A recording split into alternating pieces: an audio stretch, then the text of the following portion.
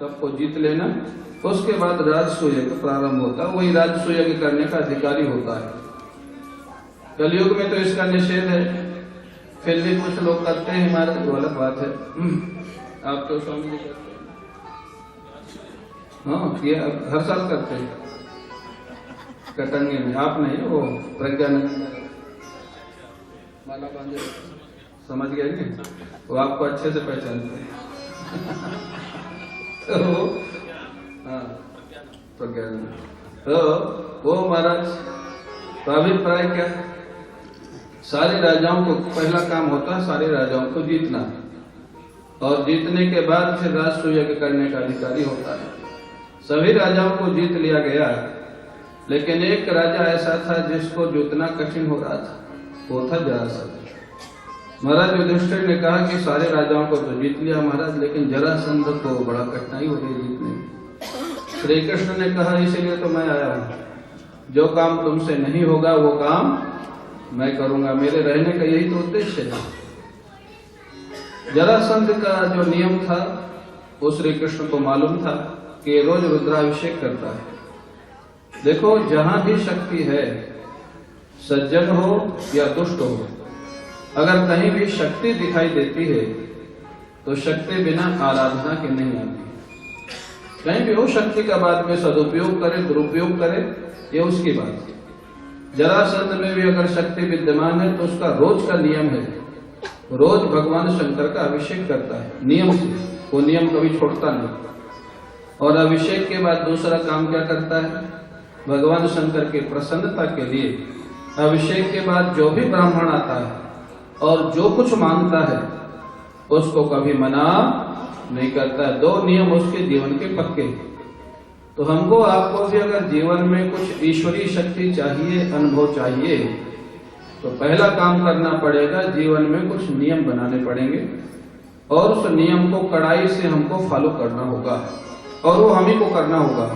महात्मा जी तो बता देंगे, गुरु जी बता देंगे, करना तो हमको पड़ेगा। जरासंध वो करता है और बड़ी शक्ति संपन्न है, उससे भगवान कृष्ण को पता है कि ऐसा इसका नियम है, ऐसे सीधे युद्ध न करके, क्योंकि पता नहीं हमसे लड़ेगा नहीं लड़ेगा। भगवान कृष्ण कई बार भाग चुके हैं, जरासंध से युद्ध के समय भाग चुके। तो वो गए, जब वो अभिषेक करके तैयार हुआ था तो ब्राह्मण का वेश बना के गए श्री कृष्ण, भीमसेन और अर्जुन। वो महाराज त्रिपुंड, वो चौड़ी किनारे का दुपट्टा, वो धोती, वो रुद्राक्ष की माला, हाथ में माला, जाकर के पहले तो बड़ी प्रशंसा किया, वाह आपका हमने बड़ा दानवीरों में नाम सुना, हरिश्चंद्र, रंतिदेव, शिवी, बलि, बड़े बड़े दानवीरों में आपका नाम सुना है, आपके जैसा दानदाता कोई नहीं है। जरासंध को लगा कि आवाज तो कुछ पहचानी सी लग रही है, लेकिन ये है कौन? बड़ी बड़ी प्रशंसा कर रहे। 18 बार सामना हुआ है तो आवाज तो पहचान में आई जाएगी। श्री कृष्ण से जरासंध का 18 बार सामना हुआ है, लेकिन ऐसा वेश बदला है कि जरासंध पहचान नहीं पा रहे है कौन। जैसे आपके बच्चों को यहाँ बना दिया जाता है ना, हाँ ठाकुर जी बना देते हैं, तो कई लोग पहचान नहीं पाते कि कौन बना है। तो अगर एक आज का आर्टिस्ट ऐसा बना देता है कि आप पहचान नहीं पाते, तो भगवान तो कलाकारों के कलाकार, भगवान इतने बड़े आर्टिस्ट हैं कि कौन पहचाने। ऐसा सुंदर अपना वेश बदला, जरासंध पहचान नहीं पाया। जरासंध को लगा आवाज तो पहचानी हुई है, लेकिन है कौन। और ध्यान से देखा, अर्जुन के हाथ में धनुष चलाने के निशान दिख गए। वो भी तो ब्राह्मण बन के गया था। समझ गए कोई अधम क्षत्रिय है। अधम क्षत्रिय मतलब क्षत्रिय कभी मांगता नहीं है, मर जाएगा लेकिन मांगेगा नहीं। लेकिन क्षत्रिय होकर के ब्राह्मण बन के मांगने आए हैं, इन्होंने क्षत्रिय धर्म का त्याग किया है। कोई अधम क्षत्रिय है, ठीक है। जरासंध ने कहा मांगने के लिए ब्राह्मण बने हैं, मैं दूंगा। जरासंध ने कहा कि जो मांगोगे दूंगा, लेकिन पहले अपना ठीक परिचय दो, तुम हो कौन?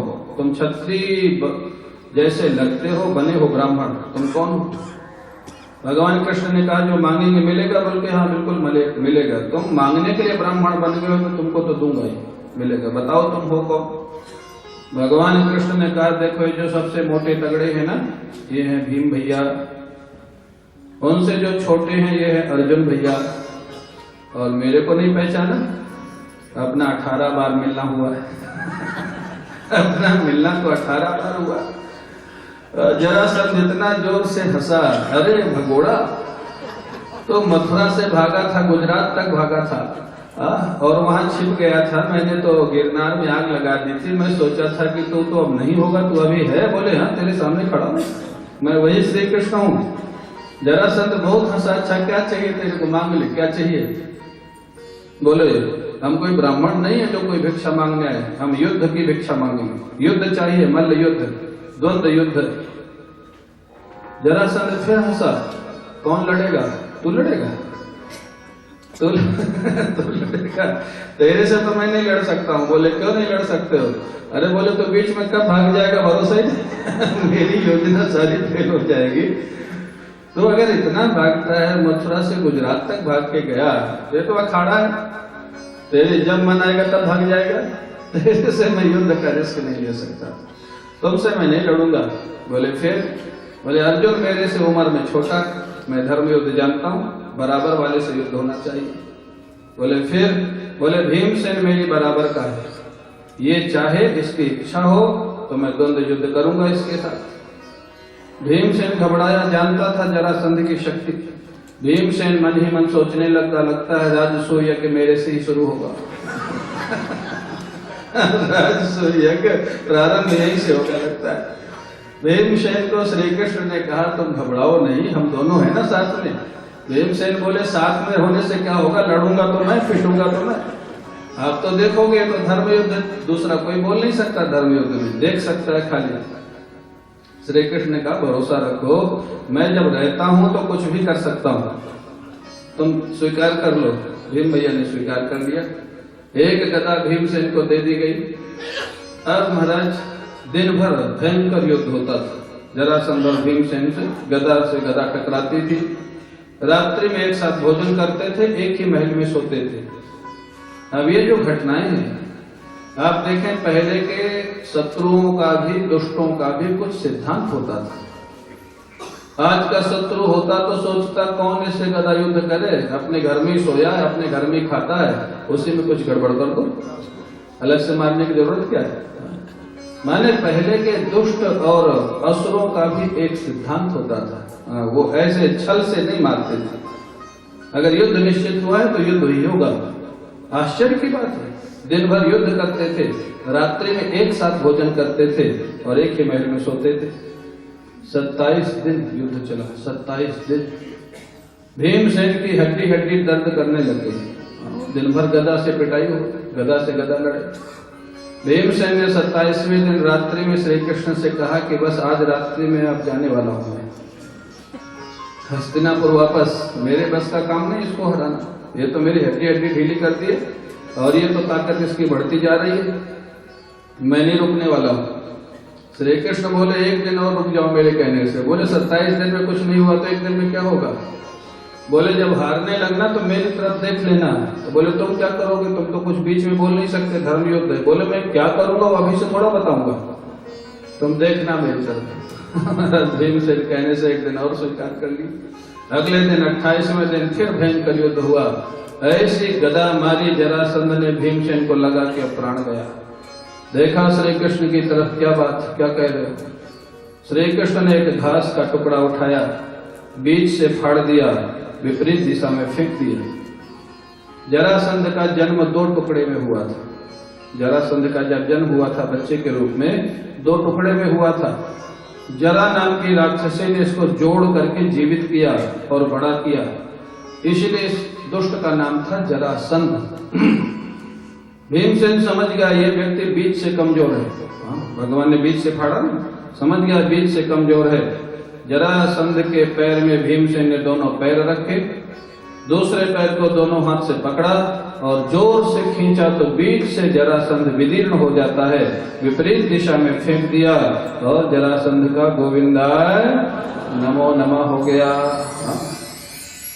हमारे गुरु जी कहते हैं देखो 27 दिन अपनी शक्ति से लड़ा तो कुछ नहीं हुआ, और 28वें दिन अपनी शक्ति के साथ श्री कृष्ण की शक्ति को मिला के लड़ा तो जीत गया।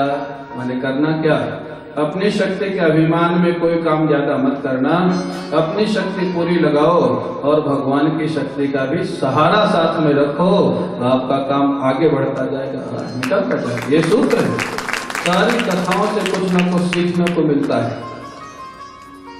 जरासंध का उद्धार हो गया, अब सारी समस्या खत्म हो गई। महाराज अब राजस्व यज्ञ किया जाए।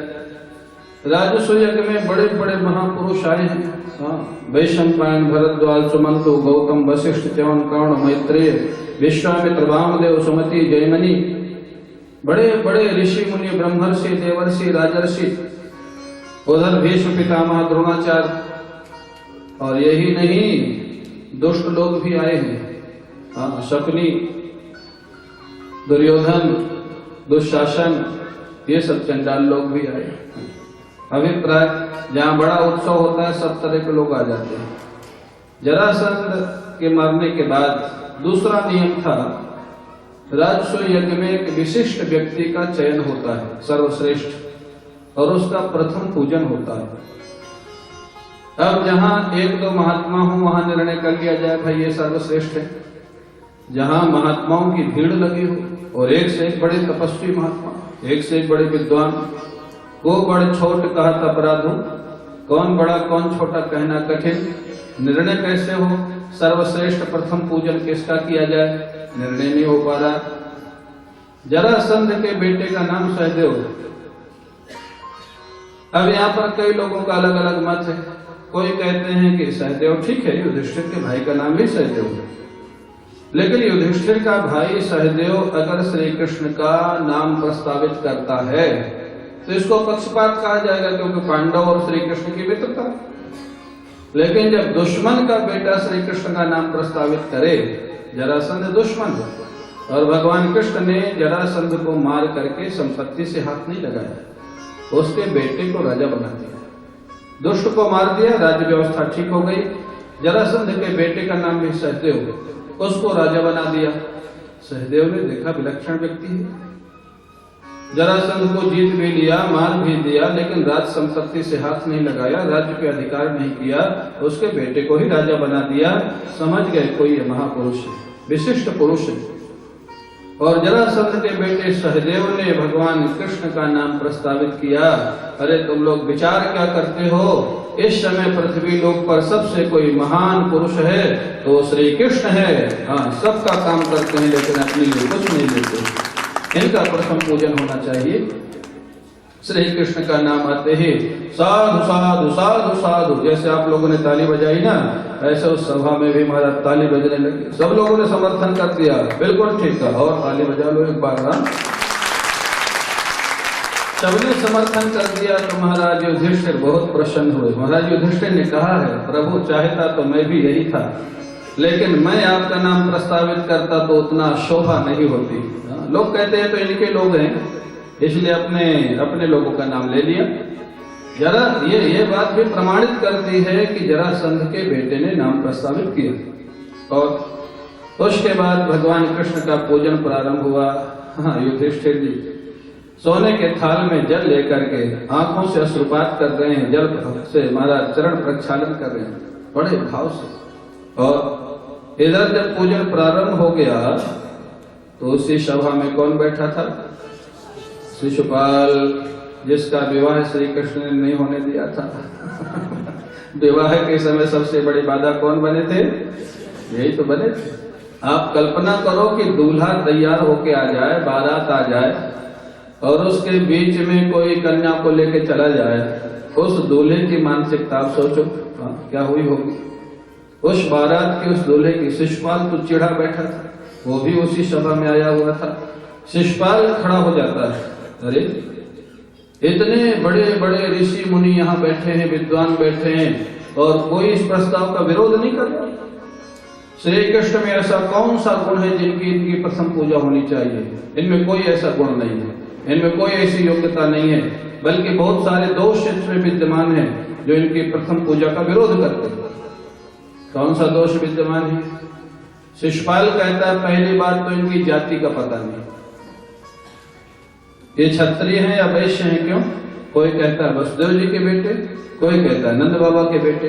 वसुदेव जी के बेटे होंगे तो क्षत्रिय होंगे, नंद बाबा के बेटे होंगे तो वैश्य होंगे। पहला प्रश्न इनकी जाति का पता नहीं, दूसरा प्रश्न इनके माता पिता का पता नहीं। दो प्रश्न खड़े हो गए।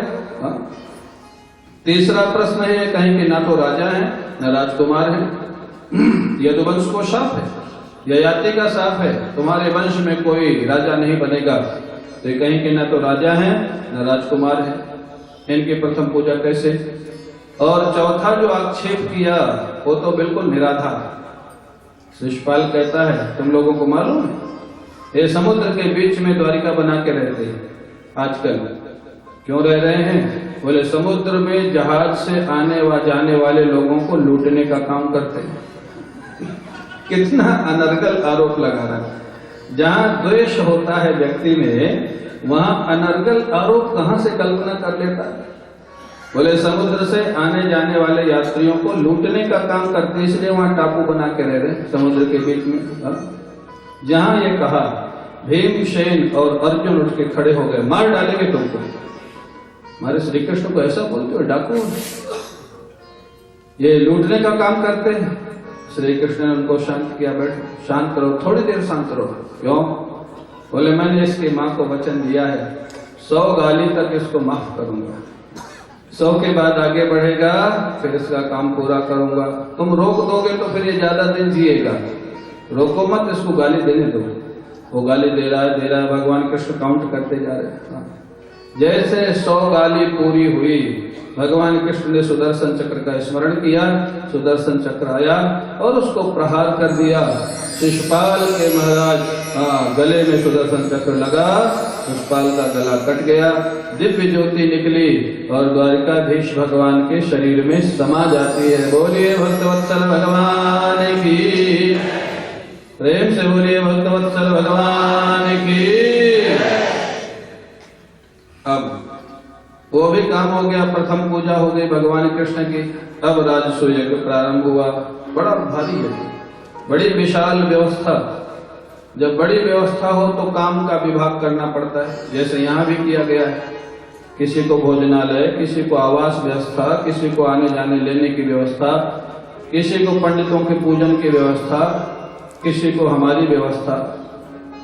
अलग अलग कितने लोग लगे हुए हैं अलग अलग व्यवस्थाओं में। काम बड़ा होता तो विभाग करना पड़ता, वहां भी विभाग किया गया। लेकिन विभाग कैसा करना चाहिए? लिखा है भीमसेन को रसोई घर का मालिक बनाया गया। भीमो महान साध्यक्ष, भीमसेन को रसोई घर का मालिक बनाया गया। क्यों? क्योंकि भीमसेन खाने का शौकीन है।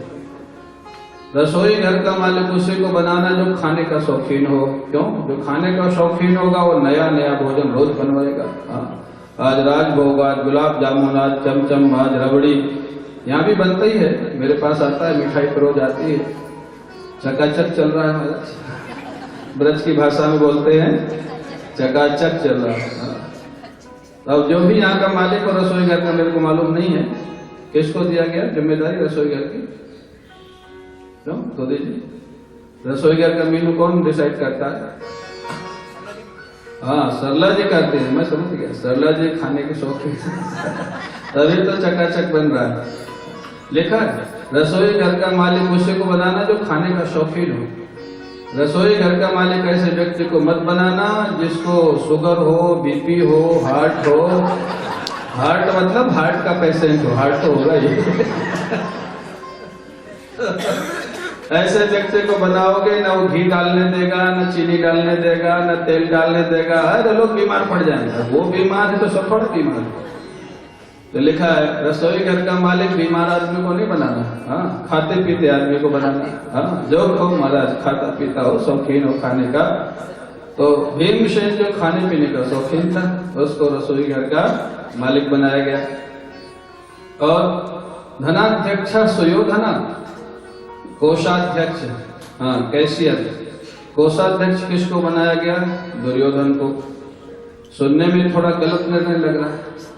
दुर्योधन युधिष्ठिर का विरोधी, और कोषाध्यक्ष उसको बना दिया श्री कृष्ण ने। जब उसका नाम उल्लेख हुआ दुर्योधन को भी आश्चर्य हुआ, ये कितनी बेवकूफी कर रहे। मेरे को कोषाध्यक्ष बना दे, इतना पैसा खर्च करूंगा कि बीच यज्ञ में ही दिवाला निकल जाएगा।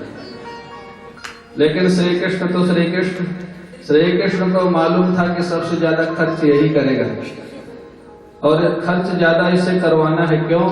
दुर्योधन के हाथ में एक ऐसी रेखा थी कि किसी भी आयोजन में वो जितना ज्यादा खर्च करेगा उससे डबल कोष में अपने आप आ जाएगा। भगवान जानते थे सबसे ज्यादा यही खर्च करेगा, और ये जितना ज्यादा खर्च करेगा पांडवों का फायदा होगा, उसका डबल आएगा। ये देखो बुद्धि भगवान कृष्ण की। और दान में किसको लगाया? दान का मालिक कर्ण। वाह, कर्ण जैसा दानी नहीं देखा गया, जो अपना जीवन दे सकता है, कवच कुंडल दे सकता है। दान देने में ऐसे व्यक्ति को लगाओ जो उदार चित्त हो।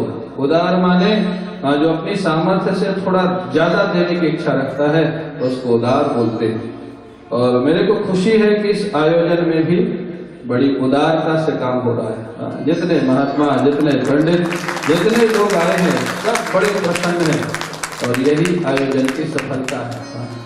सारे लोगों का आशीर्वाद एक साथ मिले, संतों का मिले, ब्राह्मणों का मिले, पंडितों का मिले, सब तरह के, सभी फील्ड के लोगों का मिले। बड़ी उदारता से काम हो रहा। मोदी जी हमारे बड़े उदारता से काम कर रहे हैं। महाराज कर्ण को लगाया गया दान में, द्रौपदी को लगाया गया भोजन व्यवस्था की देखरेख में, नकुल सहदेव को भी भोजन के साथ लगा दिया गया। भगवान कृष्ण ने कहा भाई मैं भी कोई सेवा लूंगा, बड़ा काम है। महाराज युधिष्ठिर ने कहा आप तो विराजमान रहिए, जहां जरूरत पड़ेगी आपकी सेवा ले लेंगे, आपका आदेश ले लेंगे। नहीं, मैं खाली नहीं बैठूंगा इतने बड़े काम में, मैं भी काम करूंगा। ठीक है प्रभु, आपकी इच्छा। भगवान कृष्ण ने क्या काम दिया, ये है भगवत्ता। भगवान ने कहा युधिष्ठिर तुम्हारे यज्ञ में जितने लोग आएंगे सबके चरण प्रक्षालन, चरण धोने की सेवा मैं करूंगा। कितना सब सर्वश्रेष्ठ जिसका पूजन हुआ है वो सेवा कौन से ली? सबके चरण धोने की सेवा। ये है विनम्रता की पराकाष्ठा, ये है भगवत्ता। महापुरुषों ने लिखा है उस यज्ञ में अच्छे लोग आए हो और अच्छों का ही चरण प्रक्षालन किया हो, वहां तक भी ठीक था। श्री कृष्ण ने कहा सबका चरण प्रक्षालन मैं करूंगा, लेकिन उस यज्ञ में दुर्योधन भी आया था, दुशासन भी आया है, शकुनी भी आया है, शिशुपाल के इष्ट मित्र भी आए हुए थे। जितने लोग आए पांडवों के प्रेम के कारण भगवान कृष्ण ने सबके चरण धोने की सेवा स्वयं की। महाराज इतना सुंदर यज्ञ संपन्न हुआ, जहां भगवान कृष्ण स्वयं लगे हैं चरण सेवा में, चरण धोने की सेवा में। क्या कहना है, बड़ा सुंदर यज्ञ संपन्न हुआ। सारे लोग बड़ा आशीर्वाद दे रहे थे, सब लोग बहुत प्रसन्न थे। एक ही व्यक्ति दुखी था। यज्ञ इतना अच्छा हुआ कि एक व्यक्ति दुखी था। कौन दुखी था? शिशुपाल तो मर गया, आप क्या दुखी होगा? हमारी माताएं भी ध्यान में रहती हैं। दुर्योधन दुखी था। दुर्योधन क्यों दुखी था? अरे उसको तो कोषाध्यक्ष बनाया गया था, दुखी क्यों था? उसने बहुत प्रयास किया कि दिवाला निकल जाए, नहीं निकला। कोष बढ़ता ही गया, यज्ञ बहुत सफल हो गया, इसलिए वो दुखी था। यज्ञ इतना सफल क्यों हुआ, इसलिए वो दुखी था। अब अगर इस आयोजन में कोई दुखी हो तो समझ लेना उसके अंदर कौन आया। अगर इतनी व्यवस्था के बाद भी किसी को तकलीफ हो, दुख हो, चिढ़ रहा हो, इतना अच्छा कार्यक्रम क्यों हो गया, तो उसके अंदर कौन आएगा? दुर्योधन। आने मत देना दुर्योधन को कोई। दुर्योधन खाली दुखी था इतने बड़े आयोजन में, वो दुखी होके जा रहा था, सबको डांट फटका, हटो हटो हटो। जब आदमी अंदर से दुखी होता है ना तो गुस्सा दूसरे पे निकालता है, जो मिले उसको झड़क दे, हटो हटो हटो। अब महाराज वो पहुंच गया युधिष्ठिर से विदाई लेने जा रहा था, सभा में गया। मैदानों ने ऐसी सभा बनाई थी जहां जल था वहां थल दिखाई दे, जहां थल था वहां जल दिखाई दे। दुर्योधन बेचारा गिर पड़ा, उसको समझ में नहीं आया, पानी में गिर पड़ा, क्योंकि पानी जहां था वहां पृथ्वी दिखाई दे रही थी, गिर पड़ा, कपड़े भीग गए। अब भीमसेन और द्रौपदी लगे हंसने। अब यहाँ ये तो नहीं लिखा है कि उन्होंने कहा कि अंधों के अंधे होते हैं, महाभारत में हो तो मालूम। हाँ, तो अंधों के अंधे होते हैं ऐसा उन्होंने कहा। भागवत में तो हंसने लगा ये लिखा है, महाभारत में ऐसा कहा कि देखो अंधों के अंधे ही होते हैं। युधिष्ठिर ने रोका, युधिष्ठिर ने कहा कुछ भी हो अपना भाई है, गिर पड़ा है तो हंसना नहीं चाहिए, जाके उठाना चाहिए, संभालना चाहिए, हंसो मत। भीमसेन द्रौपदी चुप हो गए। श्री कृष्ण पीछे बैठे थे, वो बोले हंसो हंसो, तुम लोग हंसो। ऐसे नटखट महापुरुष थे। युधिष्ठिर ने मना कर दिया तो चुप हो गए, हंसना बंद कर दिए। अब श्री कृष्ण पीछे से फिर बोलते हंसो हंसो हंसो, और फिर हंसने लग गए। ऐसा क्यों किया? जब वो फिर हंसने लग गए तो दुर्योधन चिढ़ गया, बहुत चिढ़ गया। उठने के बाद प्रतिज्ञा कर लिया, मेरे इस अपमान का बदला जब तक मैं भीमसेन और द्रौपदी से नहीं ले लूंगा तब तक चैन से नहीं बैठूंगा। महाभारत का बीजारोपण, यहीं से महाभारत का बीजारोपण किसने करवाया? किसने करवाया? अगर वो नहीं हंसते, युधिष्ठिर ने मना कर दिया था तो प्रतिज्ञा नहीं करता। श्री कृष्ण ने फिर कहा हंसो हंसो, फिर हंसे, फिर वो नाराज हो गया। वो प्रतिज्ञा कर लिया, जब तक इसका बदला नहीं लूंगा तब तक चैन से नहीं बैठूंगा। फिर सारा षड्यंत्र हुआ, भीमसेन को जलाने का प्रयास हुआ, जुआ हुआ जिसमें सबको जीत लिया, छल करके द्रौपदी को वस्त्रहीन करने का प्रयास किया गया, तो सब कुछ किया इसी नाराजगी के कारण। और बाद में जब महाभारत का युद्ध बिल्कुल तैयारी पे हो गया, बीजारोपण श्री कृष्ण ने करवाया, और महाभारत का युद्ध जब तैयारी पे हो गया तो शांति प्रस्ताव लेके कौन गया? शांति प्रस्ताव लेके कौन गया? कैसे विलक्षण भगवान। इसलिए एक महात्मा कहते थे कि श्री कृष्ण जो चाहते हैं वो होता है, जो करते हैं वो नहीं होता है। वो करते कुछ हैं, चाहते कुछ है। ये ध्यान रखिएगा, श्री कृष्ण का जो जीवन है ना। शांति प्रस्ताव लेके गए थे। अगर आप लोगों से पूछा जाए क्या श्री कृष्ण चाहते थे कि शांति हो जाए, महाभारत ना हो? चाहते थे क्या? चाहते नहीं थे। शांति प्रस्ताव लेके गए थे लेकिन चाहते नहीं थे। गए क्यों थे? जिससे युद्ध तो होगा उनको मालूम था, क्योंकि अब इतनी आगे बढ़ चुका है कि पीछे नहीं हट सकता, युद्ध तो होगा। शांति प्रस्ताव लेकर के गए, दुनिया को ये दिखा दें हमने तो लास्ट मोमेंट तक प्रयास किया। ये लोग नहीं माने तो हम क्या करें? ब्लेम सारा कौरवों के पक्ष में दे दिया, हम तो लास्ट समय तक प्रयास किए। अंत में भी शांति प्रस्ताव लेके गए। ये भगवान की लीला थी महाराज। ऐसे फिर महाभारत का युद्ध हुआ। महाभारत की कथा तो इसमें है नहीं। महाभारत के युद्ध के पहले भी बलराम जी ने समझाया, लोग नहीं माने। महाभारत का युद्ध समाप्त हो गया था और उसके बाद बलराम जी फिर आ गए। भीमसेन और दुर्योधन लड़ने ही वाले थे, बलराम जी आ गए, देखो भाई तुम दोनों मत लड़ो। दुर्योधन विद्या में ज्यादा अधिक जानता है, भीमसेन ताकत में ज्यादा अच्छा है। मैं चाहता हूं दोनों इस पृथ्वी पर रहें, दोनों अपने अपने फील्ड के विशेष लोग हैं। और दुर्योधन बलराम जी का शिष्य था, गदा युद्ध बलराम जी से सीखा था दुर्योधन। वो भी एक उनको स्वभाव था, प्रेम था अपने शिष्य के प्रति। मना किया मत लड़ो, दुर्योधन नहीं माना। जब दुर्योधन ही नहीं माना तो भीमसेन क्यों माने? जब नहीं माना तो फिर नाराज होकर चले गए। पहले समझाया नहीं माने, नाराज होकर चले गए। अंत के समय में समझाया नहीं माने, फिर नाराज होकर चले गए।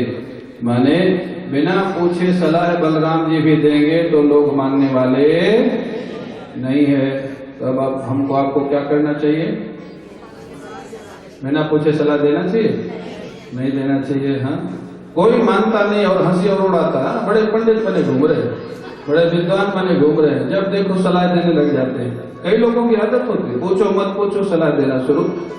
अब महाराज जैसे महाभारत का युद्ध हुआ, भगवान कृष्ण और बलराम की लीलाओं को जो प्रेम से सुनता है भगवान की भक्ति प्राप्त होती है। इस प्रकार से सुखदेव जी ने कथा को समापन की ओर ले चले। राजा परीक्षित को लगा कथा पूरी होने वाली है, तब राजा परीक्षित प्रश्न करेंगे और फिर सुदामा जी की कथा सुखदेव जी सुनाएंगे।